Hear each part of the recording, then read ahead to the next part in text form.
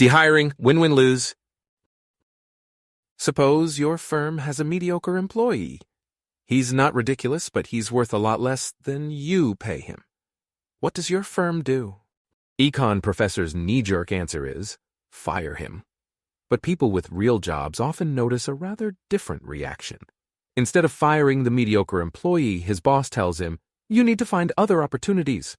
The worker then has 1 to 3 months to search for another job free of the stigma of current unemployment. In HR jargon, the firm dehires him. This how-to guide explains, managing a problematic employee is time-consuming and negatively affects the cohesion of your fitness team. Unfortunately, hoping that a troublesome employee will just go away is not always realistic and may even make the situation worse. Instead of backing away from the problem, take action. By learning how to dehire, you may never have to fire anyone again.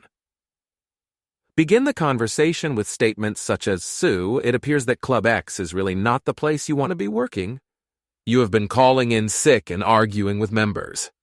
Perhaps you're not happy teaching here anymore. Sue, are you truly happy at Club X, or do you feel you might need a change?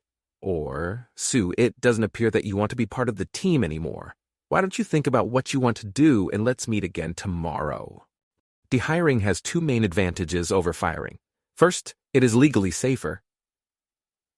Employees who leave of their own volition to take another position are far less likely to sue you than employees you kick to the curb. Second, it is psychologically easier. When a firm fires a worker, his boss and coworkers feel sorry for him. When a firm dehires a worker, his boss and coworkers feel happy for themselves. No wonder the subtitle of the how-to guide is Don't Fire. Learn to dehire to create a win-win situation for you and your employee. On reflection, though, dehiring is only win-win for the firm and the worker. What about the problem worker's next firm? Dehiring is a nefarious plot between the worker and his current firm. If you help me find another job, I'll become their problem instead of yours. From the standpoint of the next employer, calling dehiring win-win is a sick joke. The proper description is win-win-lose. The worker wins, the old firm wins, the new firm loses. The prevalence of dehiring is another reason why educational signaling matters despite employer learning. Suppose workers become transparent to their employers after a year on the job. If firms summarily fire subpar performers, educational signals wouldn't matter long.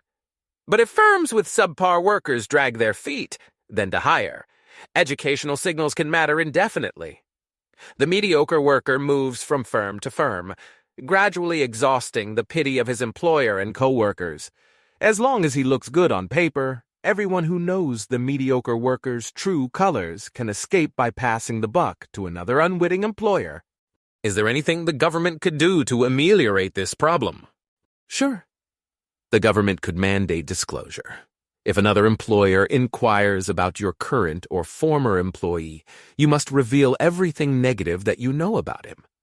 If you lie or simply hold back, an employer who detrimentally relies on your reference can sue you for fraud. As is often the case, though, actual government policy deliberately amplifies market inefficiency rather than mitigating it. Existing law doesn't punish firms for concealing negative information. It punishes firms for revealing negative information. The results are sadly predictable. Employers fear to hire, and when they do hire, verifiable credentials matter more than the dubious words of the people who already know the truth. August 20th, 2013.